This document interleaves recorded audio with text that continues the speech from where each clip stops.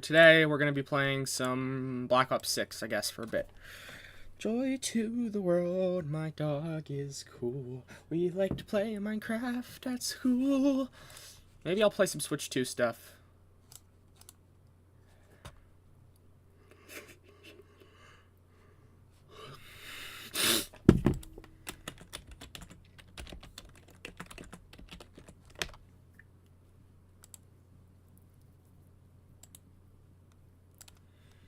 What happened to the body?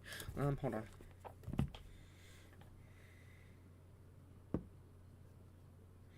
And round it goes, and round it goes, and round it goes.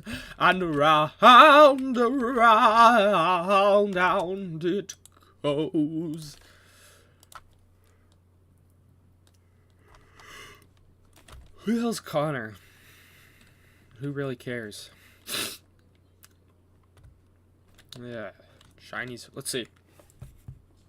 So this can be fire. Thank you for coming, man. Peanut Arbuckle. All right, Peanut Arbuckle.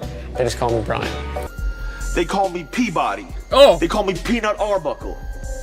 They call me Door. What are you gonna call it? This will be called the San Clemente Diablo. San Clemente Diablo. Whoa. Yes. And the secret nuts. name Oh, that got a only secret me name. and Jasper will call this is Mark. All right, from now on, you will be known as Moon Man.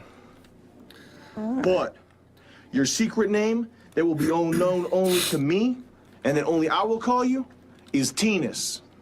And your secret name that neither myself nor Nitro Dubs will call you will be David Duke. Tyler. I love this. It's funny. Tyler the Creator is funny, but his fans are annoying. God, I hate Tyler the Creator fans. Hi. Can you play my level? It's worth it. Probably not, but thanks for sending it in. Tennis. Anyways. What happened to the body? We flushed it down the sick mind. A Rizzy Gronk it goes. My eyes are itchy.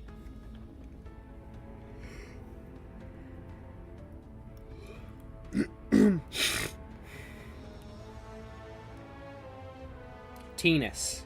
Those who know. Moon Man.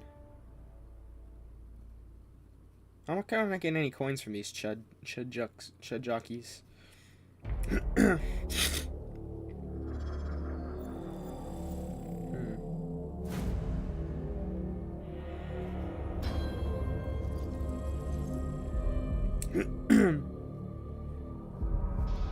What about Venus? Those guys, you know. This is Chud. This is Chud fuel, friends. This is literally the Chud. This is Chud Jack. Come on, Chud Jockers. Okay.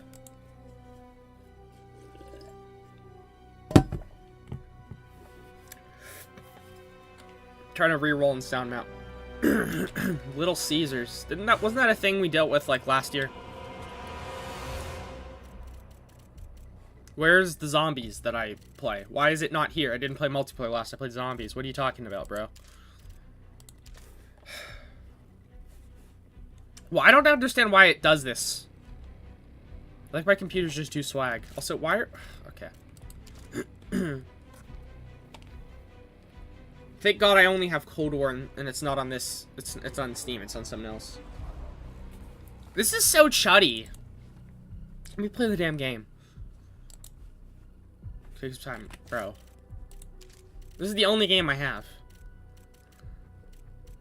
It would be nice if you could customize this, because I don't really want to see any of these games. They're all crap except for Black Ops 6. Kind of. Not.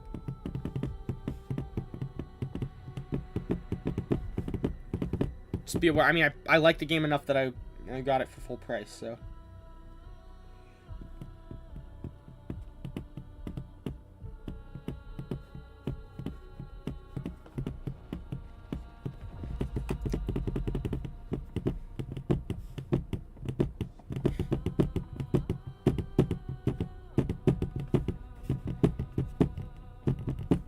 Can we get this fucking thing?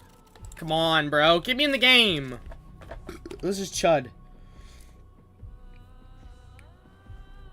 I don't like dealing with Chud shit like this.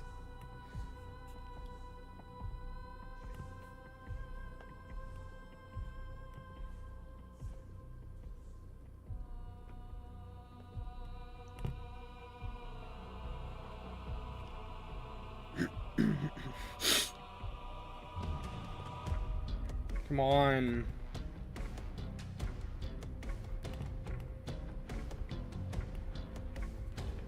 Bro.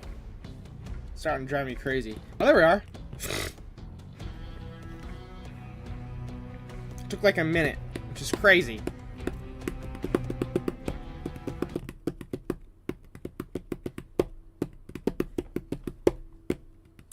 Holy shit, it's that one guy who beat Ice Carbon Diablo X and Blood. No, I didn't beat any of those levels. Don't accuse me of that. I go outside.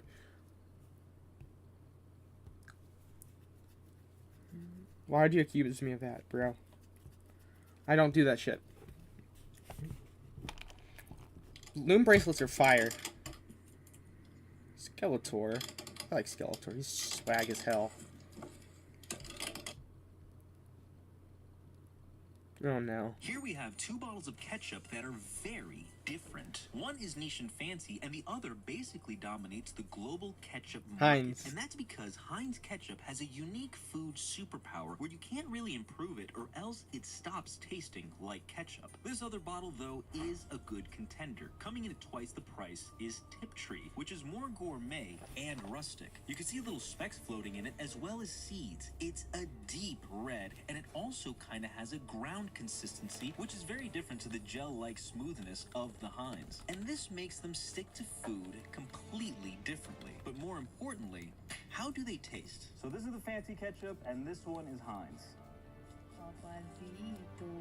I think it tastes a little fancy, but also kind of like tomato paste that's been tricked into being ketchup. Let's see how the Heinz holds up. I think it's better balanced and a little more tangy, and obviously the ketchup.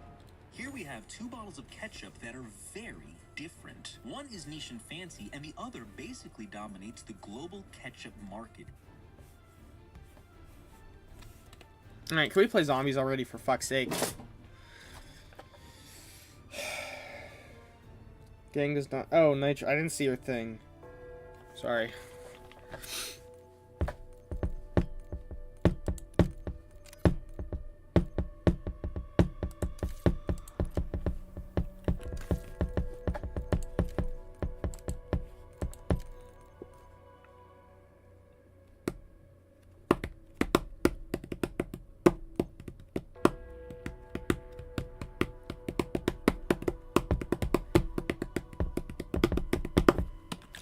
As soon as I got on this game, I was like, no way in hell I want to play this. No way in fucking hell. No way. We'll play something else, maybe. I just have to test the computer out on, because this is a new computer.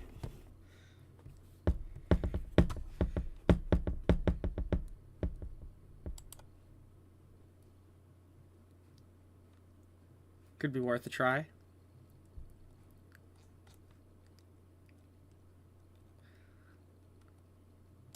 Elden Ring's another one of those games I could try, but actually we got so much space on here. We'll download it. Why not?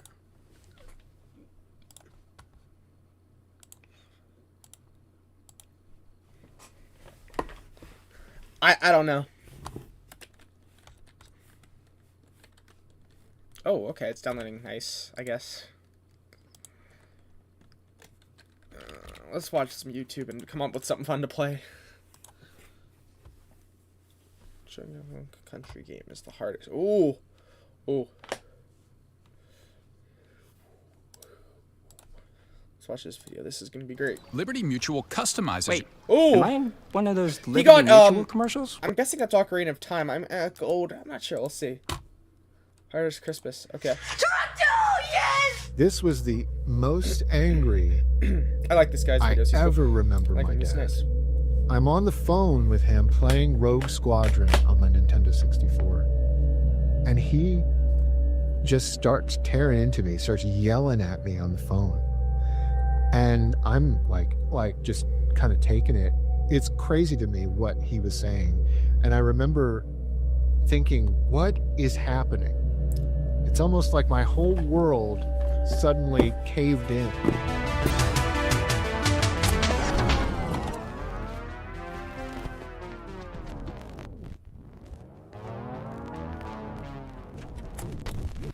First, a word about this video's sponsor, Fact. Today's video. We did Christmas big in my family. I have shared so many stories with so much home video footage that my dad recorded over the years during Christmas. Yes! It's Super Mario World 2! I'd say that Christmas time is one of the most special times for this channel and in my life, really. Nintendo 64 games. Rare. When I woke up Christmas morning at my dad's house, where I lived full time actually, I experienced an amazing Christmas. So many fantastic games that me and my dad got that year and he got for me. But it was my Aunt Michelle and Uncle Mike that supplied the hit Nintendo 64 game, Turok 2. Turok 2, yes! Oh man, that was a heavy hitter. And I had been anticipating this game for so long. I was a huge fan of the original Turok the Dinosaur Hunter. You thought they were extinct. Only one man with mammoth firepower and a taste for BT can make dinosaurs extinct again. Back in these days, we were all about first-person shooters, and Nintendo 64 was bringing it with games like Turok the Dinosaur Hunter and GoldenEye, Duke Nukem. As I opened up the gifts from Dad that he got me that year, it was mostly focused on Sega games, specifically import Japanese Sega Saturn games, which we both loved so much. And he really wasn't as big a Nintendo guy as I was, and so I kind of knew after I opened my gifts, I was like, you know, the Nintendo 64 games that I asked for, you know, like Zelda Ocarina of Time. Zelda Ocarina of Time was not amongst these games. I knew that Zelda Ocarina of Time and maybe some other Nintendo 64 games were waiting for me under my Christmas tree over at Mom's house. Let's see. Back in these days, I would actually have two separate Christmases, one with my dad and one with my mom. Unfortunately, the Christmases with my mom, I don't have any video footage of them because my mom really wasn't into recording. It was always my dad who was the videographer of the family, the family filmmaker, if you will. And he was always good about recording those home movies, as you all know.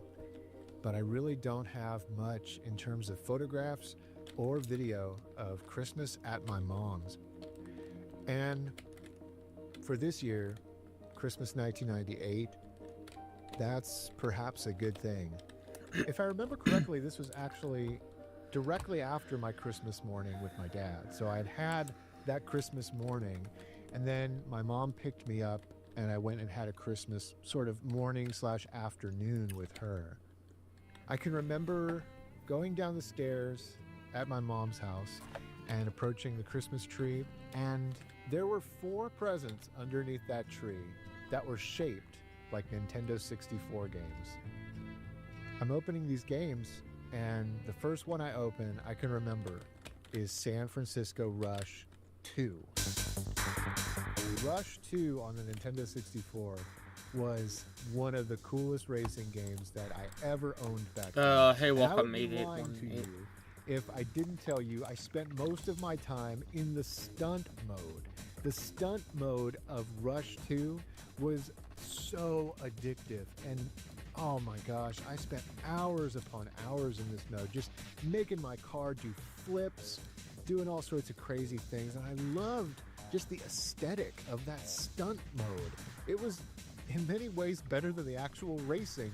Mom had started things off with a bang for me with San Francisco Rush 2. And I believe the next game was Body Harvest. Oh, that's cool. Body Harvest on Nintendo 64. Blast your way through 5 vast levels of action-packed gameplay, altogether totaling over 1,000 square miles of full 3D landscape. Save humanity. Body Harvest, named E398 Showstopper by GamePro magazine. Amex offers a great way for Amex card members to unlock statement credits and rewards over time. This was one of the first games I can remember that you could actually just roam around the world and steal these vehicles. You know, you could take just about any vehicle that you found and commandeer those vehicles, steal them, if you will, and drive them around in order to fight the alien invasion that was happening. There were so many different weapons, and just the exploration in this game was so much fun. And I had never played a game that had that much open world exploration. You know, this was 1998, several years before Grand Theft Auto 3. Now, the next game I opened was Star Wars Rogue Squadron. Rogue Squadron was really, it doesn't get enough credit if you ask me. Such an amazing game by LucasArts and Factor 5, who previously had developed the Turrican series. I was all about Star Wars. I was a fanatic, and we had previously gotten Shadows of the Empire on the Nintendo 64, which was just a phenomenal early release Nintendo 64 game. So, of course, it made complete sense to us that the follow-up would have to be just as good, if not better. Rogue Squadron, it delivered. It basically took what was great about the flying segments in Shadows of the Empire, and it made an entire game around that. Rogue Squadron did not disappoint. It was a fantastic game.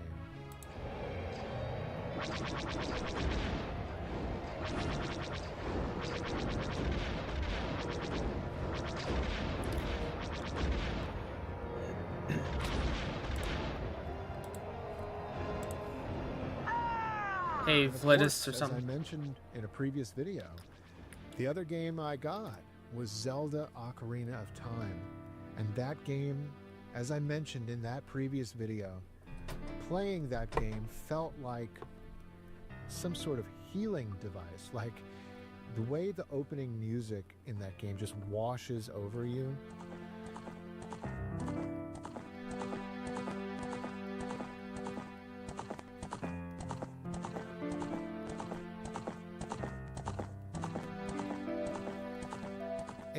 I get kind of emotional to this day even just thinking about it. But really, when I talked about that game in my previous video and how it helped bring me through my parents' divorce, there was an aspect of that Christmas that I did not talk about because it was too much. It needed to have its own video, quite honestly. This particular traumatic incident that followed in the hour or so after Christmas with my mom. Here's how it went down. I know for a fact that I was playing Rogue Squadron, and I was lying down on my mom's couch, you know, just kind of legs out, holding the controller, just relaxing and enjoying my Christmas afternoon at this point with my mom. You know, I'm in the middle of destroying TIE fighters and continuing on in this awesome story with Luke Skywalker and the Rebel Alliance. It was me against the Imperial Army. And that's when the phone rang. And I thought nothing of it. I didn't think anything of it. Who would? My mom answers it, and I can tell she's talking to my dad. She says, "Okay, hold on 1 minute. I'll get him." She comes over to me. I'm playing the game on the couch in my own little world, not really paying attention to much else. And she says, "Here you go, Tyler. It's your dad." I answer it, and I'm still kind of playing, half listening, really just playing. And I say hello, and what happened next just completely was like a smack in the face. It completely blindsided me. Now, before I really jump into this, I really want to make clear that my dad was the most loving and amazing dad. Oh, that's so great, Tyler. That's the greatest. It's the greatest from the greatest. To the greatest. He was my best friend, my buddy. But my dad sometimes did have